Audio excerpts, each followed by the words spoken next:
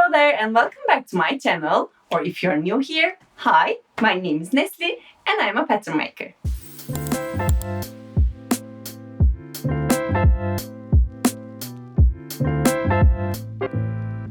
Today we are sewing something super useful, a fabric bucket that's perfect for a nursery or a kid's room. If you have any toys laying around or socks or any baby essentials that needs a little bit of organizing, this project is going to make your life so much easier. It is so soft and it's so lightweight, and it can stand on its own thanks to the wadding and the interfacing inside. And the best part is,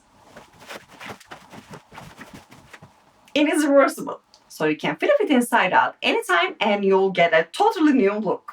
And this pattern is available as a PDF in my Honey and Sugar Studio Etsy shop, and the link is in the descriptions down below. And the pattern comes in 5 different sizes, so you can mix and match however you like, or you can sew the whole set. For example, this big one here is for laundries or plushies that are laying around the house, and this one is kinda large too. And the medium ones are for diapers or the creams for your baby, and this little cute one is for pacifiers or baby socks. And if you were to choose to sew all 5 of them, they look so adorable together.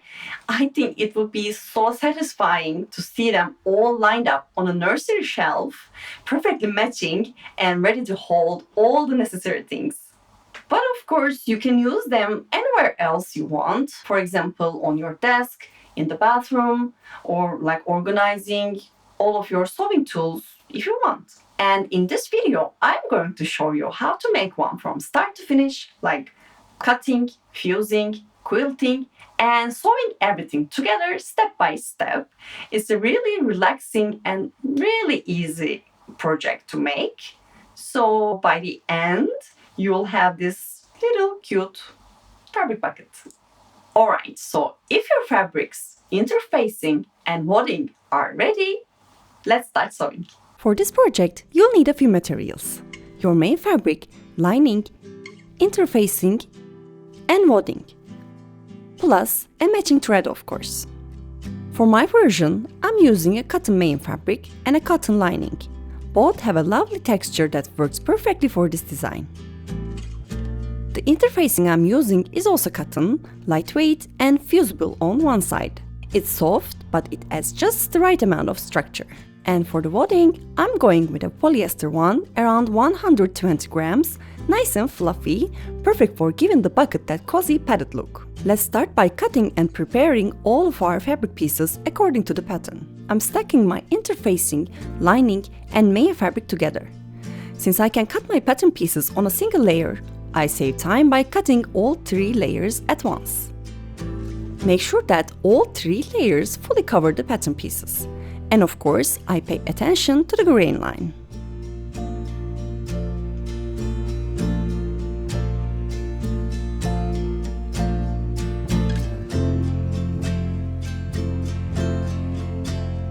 After pinning in a few spots to hold everything in place, I start cutting. The number of pieces you need to cut from each pattern is written both on the pattern pieces themselves and in this sewing instructions manual.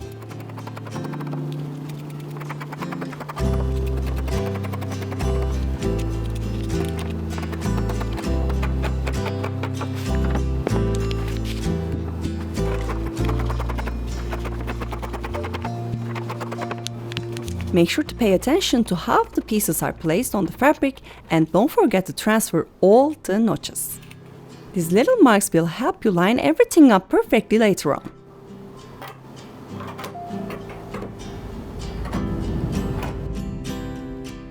Take the side panel piece cut from your main fabric and place it with the wrong side facing up. Then lay the fusible interfacing on top. So the wrong side of the fabric is touching the glue side of the interfacing. This way, the glue will bond properly when pressed. Make sure all the edges are aligned.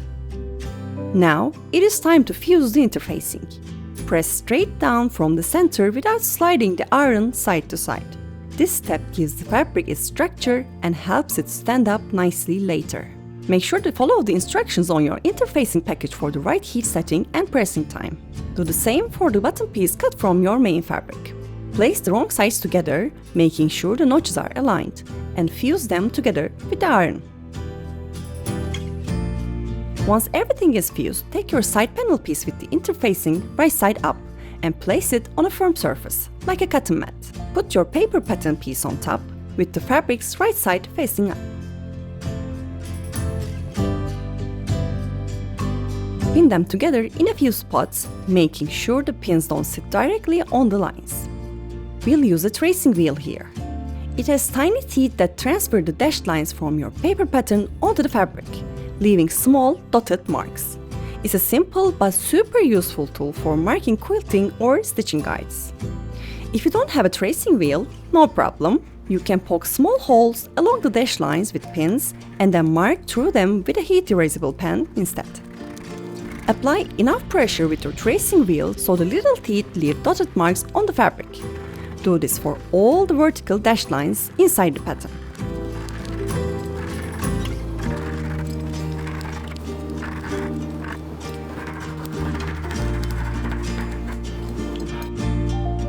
It may not look very visible on camera, but up close you'll definitely see where you traced. Depending on the light, it might even show on camera too. Now, take your heat erasable pen and go over those faint tracing lines so they are nice and visible when you start sewing. Since they are straight lines, I like to mark the top and bottom of each line first, then use my ruler to connect those 2 points.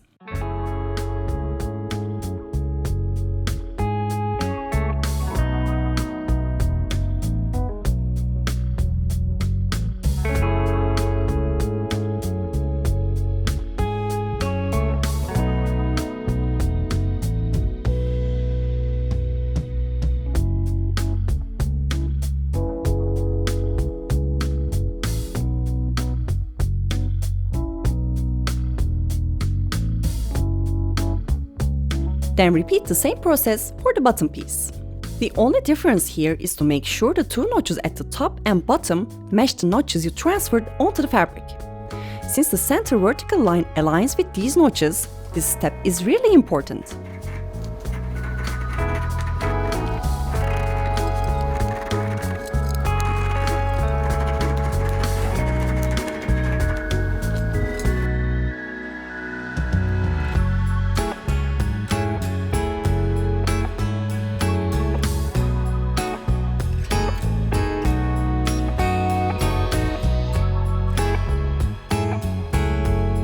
Next, place your side panel piece with the interfacing facing up and lay it on top of the wadding right side up. Pin the layers together in a few spots, just enough to keep them from shifting while you sew. Your wadding should be about 5 cm larger than the pattern pieces all around. This extra room just makes it easier to work with while quilting. Then sew a basting stitch about 2 mm in from the edge all the way around. This helps hold the fabric and wadding together so they act as one piece. Then repeat the same process for the bottom piece.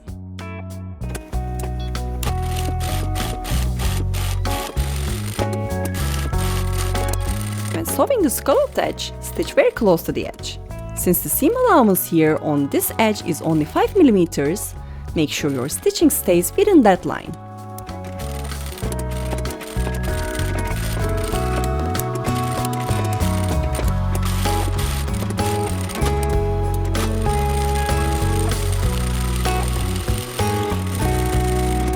Now it is time for quilting. Stitch along all the quilting lines you transferred earlier.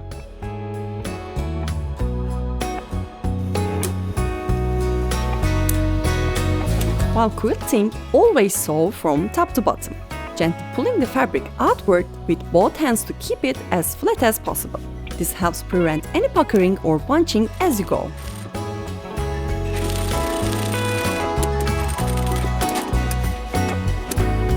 You can follow the original lines from the pattern or create your own design. Just make sure the spacing stays even. This keeps the circular shape nice and balanced once the short edges are joined. If you are doing vertical lines, try to keep the intervals equal. But of course, you can also get creative, try wavy quilting lines, hearts, or even flowers if you want. Repeat the same quilting step for the bottom piece too.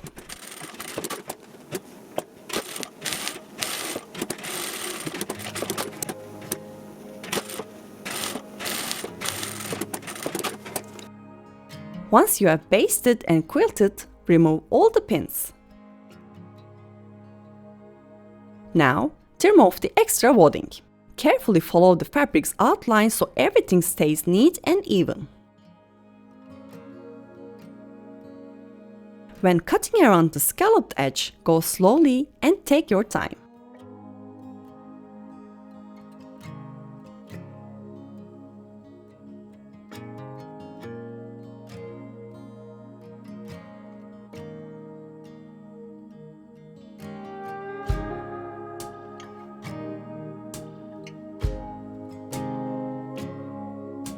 Finally, give both your side panel piece and bottom piece a good press. When you compare it to the paper pattern, you might notice a small difference that's totally normal. The wadding can make the fabric a bit puffy and slightly shrink the overall size, so lightly iron it to bring it back to its proper size, just enough to make everything smooth without pressing out the texture. And make sure not to iron directly on the wadding side or it'll stick to your iron. Once pressed, you'll see that it's almost exactly back to the original size. We are doing the same steps for the bottom piece as well.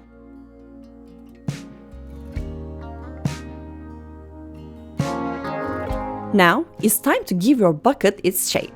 I'm marking all the notches on the side panel piece with a heat erasable pen. There are 2 on each side and 3 along the bottom edge. Take one short edge of the side panel piece and fold it in bitwise with right sides together. Make sure the short raw edges are perfectly aligned, then stitch along that short edge with a 1 cm seam allowance. Now, to reduce the bulk along the seam, I place the piece right side up on the ironing board, gently split the seam allowance open underneath and give it a good press.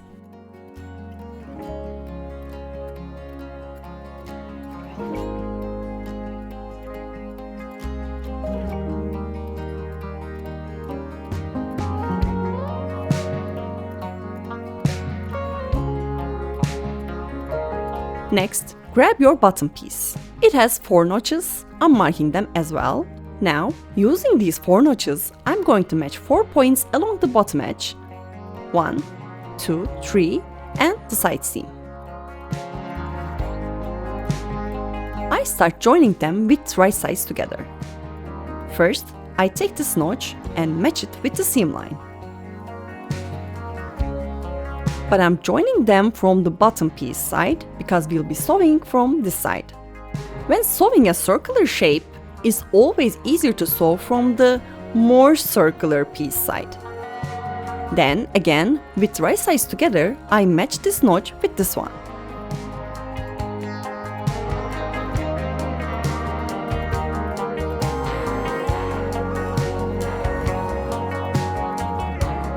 Continue pinning all the way around, carefully matching each opposing notch.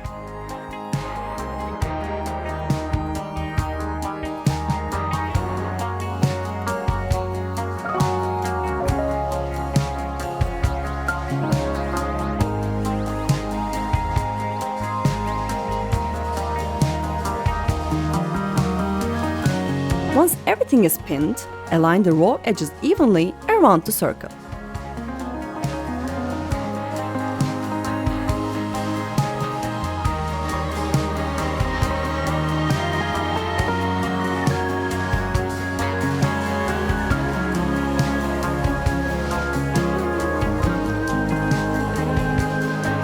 Now stitch all the way around with a 1 cm seam allowance.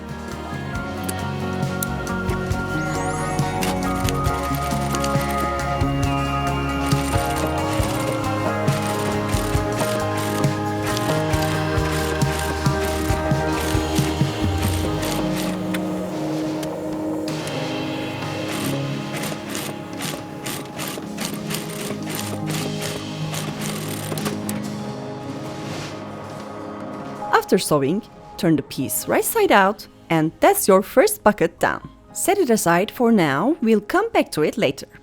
Now, take your lining side panel piece and lay it down with the right side facing up. We'll be doing almost the same steps as we did for the main fabric, with just a few small differences.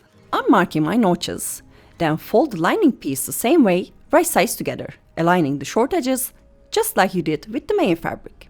Align the notches along the edge, pin all the way down, and sew with a 1 cm seam allowance. But make sure to leave a small opening between the notches on the side. We'll need that opening later to turn the whole piece right side out. It should look something like this once it's sewn, with a small gap left open on the side. Next, press the seam allowances flat, pressing them in opposite directions. This will make it much easier to close the opening neatly at the end.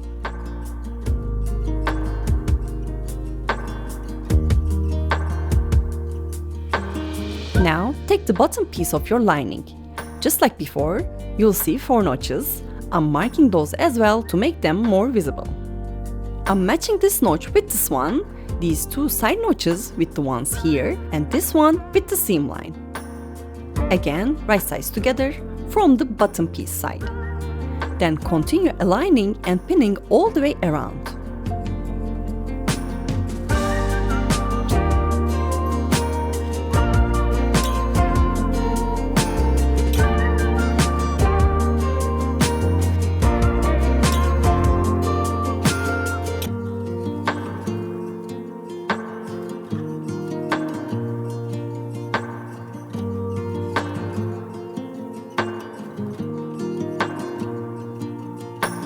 Now stitch all the way around with a 1 cm seam allowance.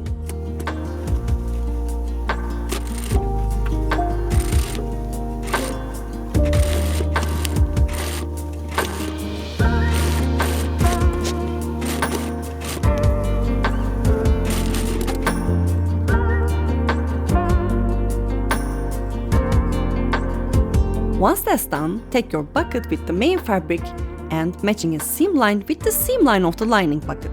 Place it inside the lining bucket. Make sure both buckets are neatly nested together. This way we can attach the scallop edges next.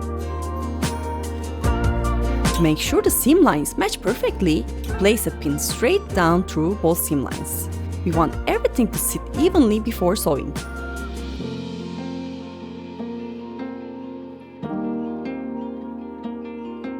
Next, match and pin all the scalloped edges. Align every peak and curve so the 2 layers come together neatly all around.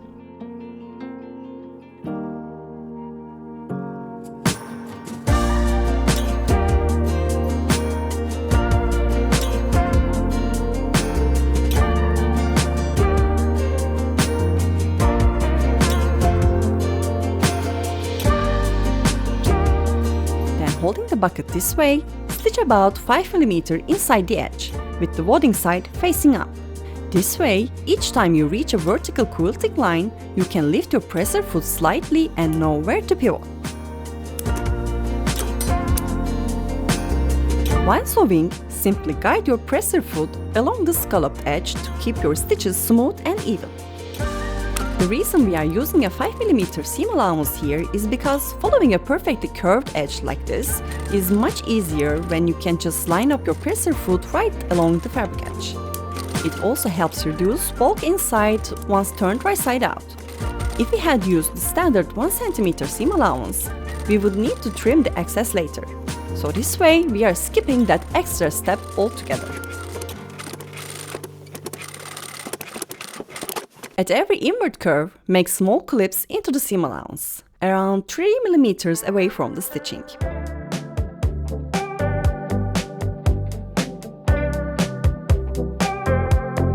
These little cuts will help the curves turn smoothly and keep the scallops looking crisp once flipped right side out. Now it's time for the fun part. Turn the bucket right side out through the opening we left earlier. This part might feel a bit tricky, but take your time and go gently. It'll all come together beautifully. Now use your fingers to gently push the seams out so the scalloped edges look smooth and clean.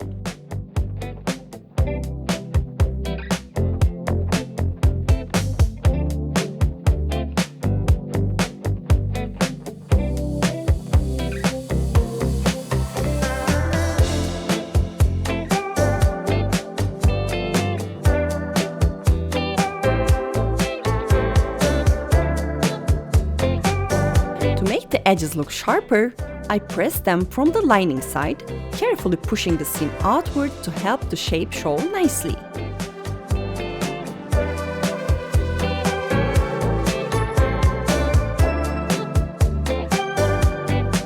Now, let's close the opening. Turn the 1 cm seam allowance at the opening to the inside. Thanks to the pressing we did earlier, it'll naturally fold into place. Next, align both layers neatly and pin them together along the opening.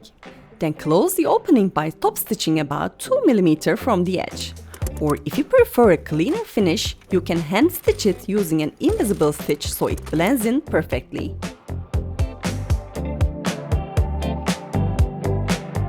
And that's it! The fabric bucket is finished. Here it is, standing in its full height. And here's the folded edge version. Super cute, right? This is the intended look, but of course you can style it however you like. If you sew all 5 sizes, you'd have a whole matching set if you like. They are super practical for everyday use, especially around a nursery or kids' room where there are always little things to organize. It's a simple project but really versatile, and honestly, I love how clean and soft the shape looks once it's finished. If you enjoyed this tutorial, don't forget to like, subscribe and check out my other sewing projects. And if you make your own bucket, I'd love to see it. Tag me on Instagram so I can share your version too. Thanks so much for watching and happy sewing!